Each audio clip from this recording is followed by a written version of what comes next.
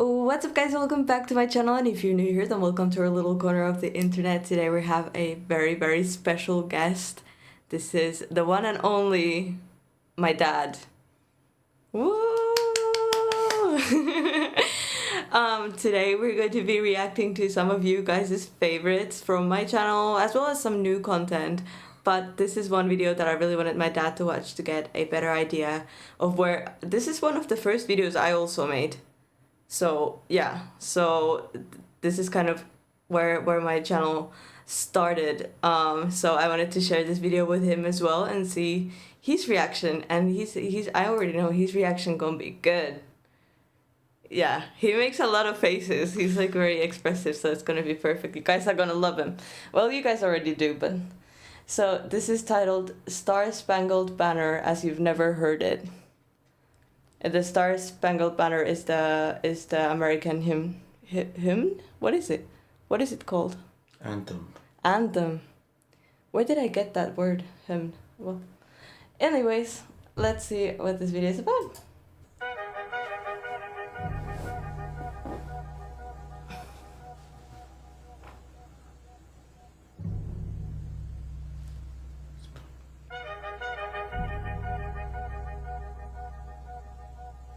There was a lawyer once. His name was Francis Scott Key. He penned a song that I'm sure you're aware of. You've seen it. It's in most hymnals throughout our churches. It's called the national anthem. It is our song as an American. We go, however, to a ball game. We stand in our church services and we sing the words of that song, and they float over our minds and our lips, and we don't even realize what we're singing. Most of us have memorized it as a child, but we've never really thought about what it means. Let me tell you a story. Oh, I think I might have cried the first time I watched this. Yeah. I was like half in tears. I always cry, though. I cry about everything. You know me. He's like, I'm not gonna say anything, but it's true. Francis Scott Key was a lawyer in Baltimore. The colonies were engaged in vicious conflict with the mother country, Britain. Because of this conflict and the protractedness of it, they had accumulated prisoners on both sides. The American colonies had prisoners and the British had prisoners. And the American government initiated a move. They went to the British and they said, let us negotiate for the release of these prisoners. They said, we want to send a man out to discuss this with you. They were holding the American prisoners in boats about 1,000 yards offshore. And they said, we want to send a man by the name of Francis Scott Key. He will come out and negotiate to see if we can make a mutual exchange. On the appointed day, in a rowboat, he went out to this boat and he negotiated with the British officials, and they reached a conclusion that men could be exchanged on a one-for-one basis. Francis Scott Key, jubilant with the fact... What does one-for-one basis mean? Means one person for another one. Ah, one-for-one basis. Ah, because they so. both had prisoners. Yeah, they both. That's what they said in the beginning. My concentration is ass. ...on a one-for-one basis. I'm so excited for him to watch the video that I'm not even concentrating. I'm just like, eh? Yeah. You heard that? I feel like proud. I'm not even American. I'm already proud. Francis Scott Key, jubilant with the fact that he'd been successful, went down below in the boats, and what he found was a cargo hold full of humanity, men. Wow. That's He crazy. said, men, I've got news for you tonight. You're free. He said, tonight I have negotiated successfully your return to the colonies. He said, you'll be taken out of this boat, out of this filth, out of your chains.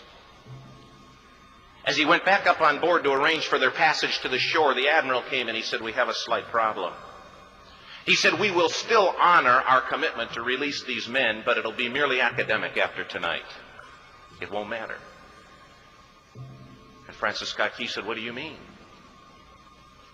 He said, well, Mr. Key, he said, tonight we have laid an ultimatum upon the colonies.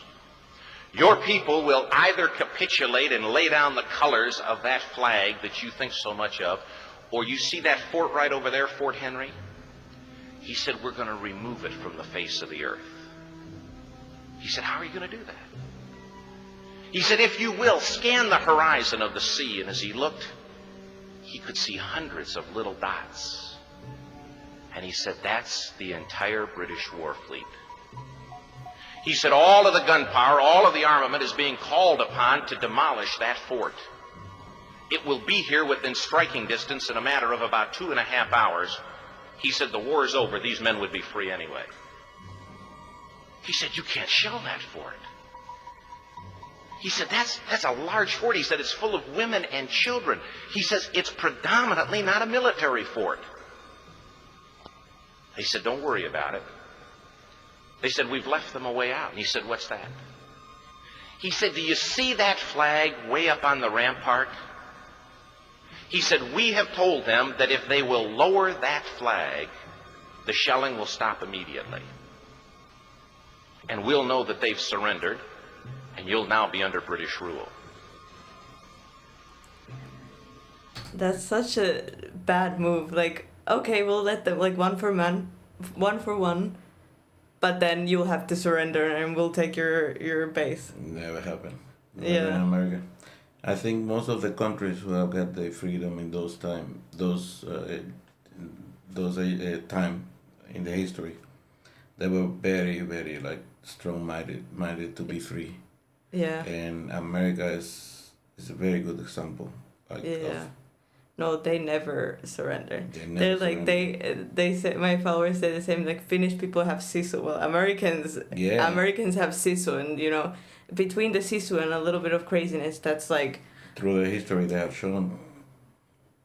Yeah, they never. Yeah, you don't mess with America. Francis Scott Key went down below and told the men what was about to happen.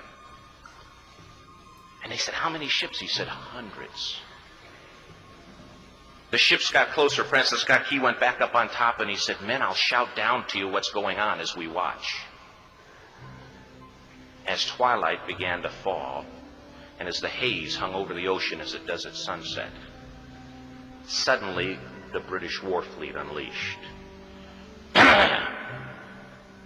He says the sound was deafening. There were so many guns that there were no reliefs. He said it was absolutely impossible to talk or hear. He said suddenly the sky, although dark, was suddenly lit. And he says from down below, all he could hear the men, the prisoners, saying was, tell us where the flag is. What have they done with the flag? Is the flag still flying over the rampart? Tell us. 1 hour, 2 hours, 3 hours into the shelling. Every time the bomb would explode and it would be close to the flag, they could see the flag in the illuminated red glare of that bomb, and Francis Scott Key would report down to the men below, it's still up. It's not down. The admiral came and he said, your people are insane. He said, what's the matter with them? He said, don't they understand this is an impossible situation? Francis Scott Key said he remembered what George Washington had said. He said the thing that sets the American Christian apart from all other people in the world is he will die on his feet before he'll live on his knees. The admiral said, we have now instructed all of the guns to focus on the rampart to take that flag down. He said, we don't understand something. Our reconnaissance tells us that that flag has been hit directly again and again and again, and yet it's still flying. We don't understand that. See, this type of video makes me emotional because I feel like I'm going through all the emotions. I'm like, oh, like, is it gonna go down or not? Even though I've seen this video before, but it still hits the same. Yet it's still flying. We don't understand that. But he said, now we're about to bring every gun for the next 3 hours to bear on that point. Francis Scott Key said the barrage was unmerciful. All that he could hear was the men down below praying. The prayer. God, keep that flag flying where we last saw it. Sunrise came. He said there was a heavy mist hanging over the land, but the rampart was tall enough. There stood the flag, completely nondescript, in shreds. The flagpole itself was at a crazy angle, but the flag was still at the top. Francis Scott Key went aboard and immediately went into Fort Henry to see what had happened. And what he'd found had happened was that that flagpole and that flag had suffered repetitious direct hits. And when it had fallen, but men, fathers, who knew what it meant for that flag to be on the ground, although knowing that all of the British guns were trained on it, walked over and held it up humanly until they died. Thereby. See, I'm tearing up because it's so like it's tough. Yeah. It's tough, and it's tough because I think we both are very empathetic people, so we like imagine ourselves in the situation. I'm not good to, because my hands are sweating. I'm already almost crying. Yeah, I'm tearing up too because it's like so strong. Bodies were removed and others took their place. Francis Scott Key said what held that flagpole in place at that unusual angle were Patriots' bodies.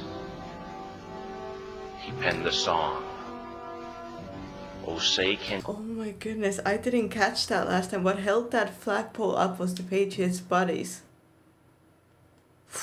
They were holding the flag at the fall. Wow.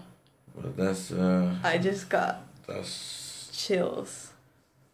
that's why I said that the Americans shown in those time others the importance of Patriotism. Patriotism. To be. That's why I really like appreciate to watch American content because they are so proud of their country, and I really wish that everybody could feel that about their own country. Yeah, but that's why I always say that people should learn about their history. Yeah. So that they understand how lucky you are at the moment to be living in this kind of era. Yeah. Even it's a little bit like, yeah, here it is and what there, it is. but it's not the same than those times. No, and the military stories is what, like, how do people do that? I mean, I guess it's like a flight or fight thing that enters you, but to be there in that situation, just to me, I don't know, you need to be very that would be like brave. It was totally different era. Yeah. You see by the dawn's early light what so proudly we hailed at the twilight's last gleaming,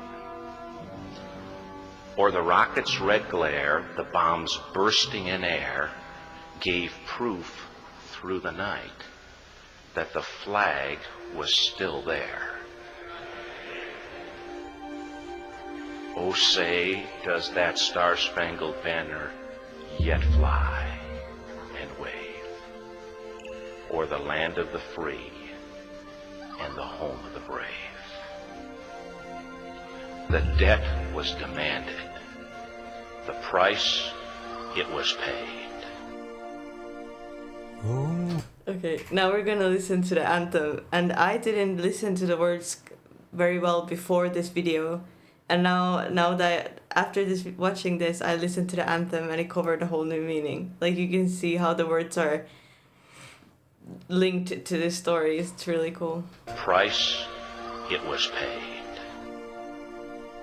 Oh, say, can you see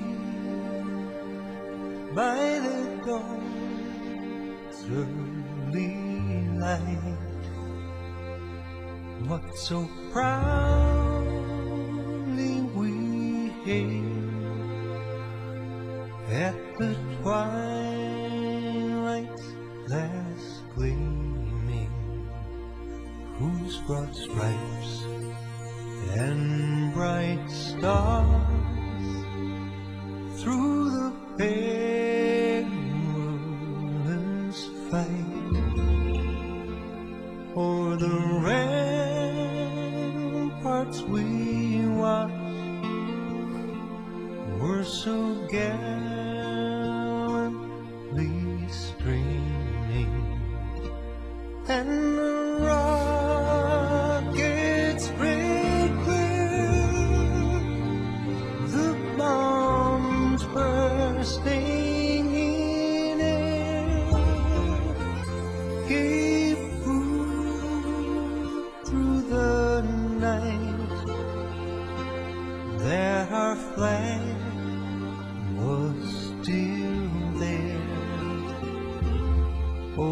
say, does that star-spangled banner yet wave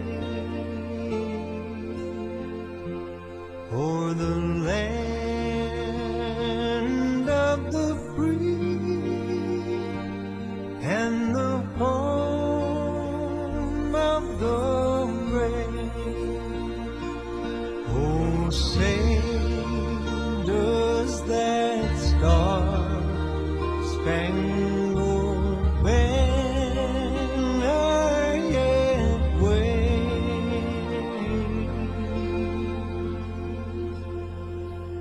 o'er the land of the free and the home of the brave?